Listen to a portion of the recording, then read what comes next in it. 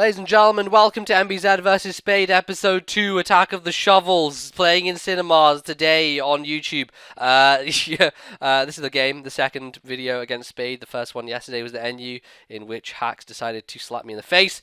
Today, let's see if Hacks decides to slap Spade in the face. I hope that it does, because then it will be happyful for me, and vengeance shall have been served. So this match was taken 20th of January 2012, so a year and 10 days ago, which seems pretty far flung in the past, as it were. And the team I'm using is one that you should be familiar with if you have been watching my videos for that amount of time. It's with the triple attacking core of Roserade, Darmanitan, and Rhyperia, and the defensive trio of Dusclops, Sableye, and Registeel. And it's really nice. I loved using this team back in 2012, and I don't know, I might bring it back at some point, because it's definitely fun to use. So, got into Dusclops on the first turn, because Roserade, there's no way it wants to take a U-turn. I mean, it can't like stop it U-turning out or anything. It's not like it has hands with which to grab the Flygon and keep it in the battlefield. Like, have you ever think about that? Roserade doesn't have hands. It just has flowers. Like, all these easy tasks that Pokemon like Dusclops can do, like picking up a glass of water. Roserade can't even do that. It just has to like flop into a glass of water and try and slurp it up because, well, actually, you know what? Roserade is a plant, so it can basically just take water up from the soil. So it's not like it's really that much of an issue, but still, yeah, hands would be nice. Anyway, away from the tangent, this is like connecting with the facepalm thing from yesterday, and more talk about, I don't know why I'm so obsessed with talking about hands. This is weird. This is getting very meta. Anyway, I decide that everything's going to happen. The Deoxys comes in and sets up Stealth Rocks, and, you know, I burned it with Dusclops, going to Darmanitan to U-turn, and we're all caught up. He gets up 2 layers of spikes and 1 layer of Stealth Rock. Of course, you can't get multiple layers of Stealth Rock, but he gets down his Stealth Rock as it is. I bring Rhyperia, and I'm thinking, okay, this is banded Rhyperia. This man packs a punch and a half. In fact, he probably packs 2 punches, or perhaps 2.5 punches, because banded Rhyperia is one of the most powerful things in UU. It just kills. It just doesn't even care about any defenses. It's like, no, doesn't exist. I'm here and I shall hit you with moves. So I lock myself on a Stone Edge, kill the Deoxys, and then Spade decides that he's going to try and rely on hacks. He decides that he's going to try and substitute as I get whittled away by poison and try and make me miss a Stone Edge. But ladies and gentlemen, let me tell you about the integrity of one Rhyperia. Not only does he hit 3 Stone Edges in a row, he crits one on the Sob, and on the final one, goes for a Stone Edge, takes out the Honchkrow, and without the super effective damage even being necessary. It was a neutral hit because of the Roost. That's how powerful Rhyperia is, people. Don't even try to fuck around with it. That's what Spade did, and he lost because of it. He lost his Honchkrow and he died.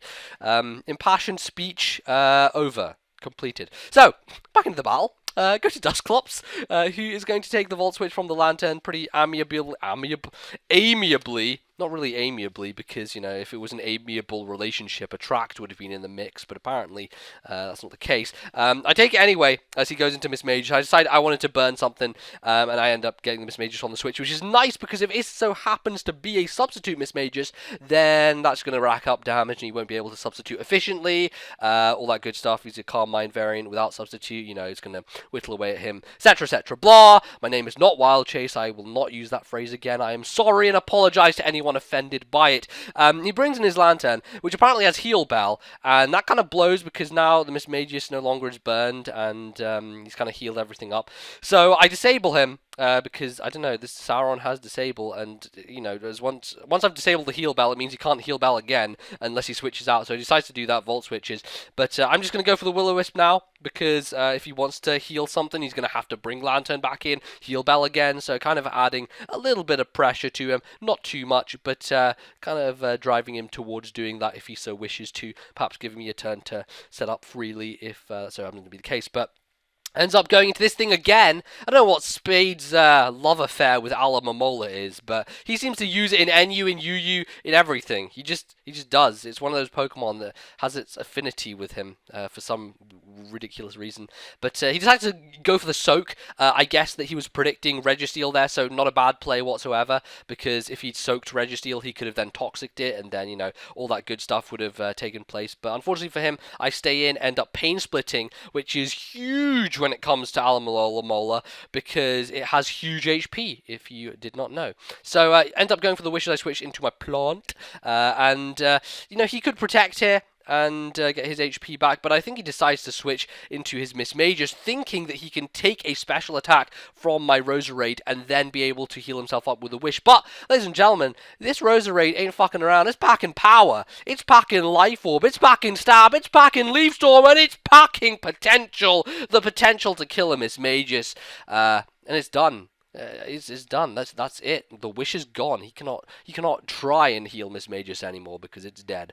So goes into Flygon. I go into Sauron again. At this point, I haven't even switched to my other two walls. I still have Registeel. I still have Sableye. Sableye is easily going to be able to deal with Flygon because of priority Will-O-Wisp. And there's really no more threats on his team. Like, all he really has is Flygon offensively, and then he has you know, Alomola and some other defensive shit. So he's pretty much done. He can't really touch the rest of my team because I can essentially stall him and then pack punches with both Roserade and Darmanitan if they are so needed. And he decides to run. So that was the game. That's how it ends.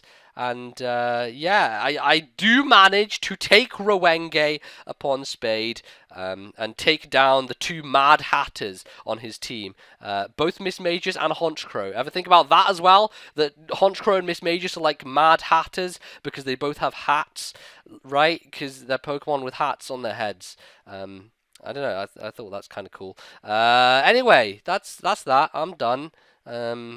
I guess this is a shorter video, but that's what you get for today. If you want to see yesterday's video against Spade, go check it out. It was an NU. If you want to, you know, do other things, do other things. It's your agenda, your Sharona.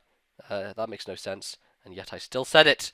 Nevertheless, we are done. Goodbye, good night. Thank you for watching, and I will see you guys next time. Goodbye.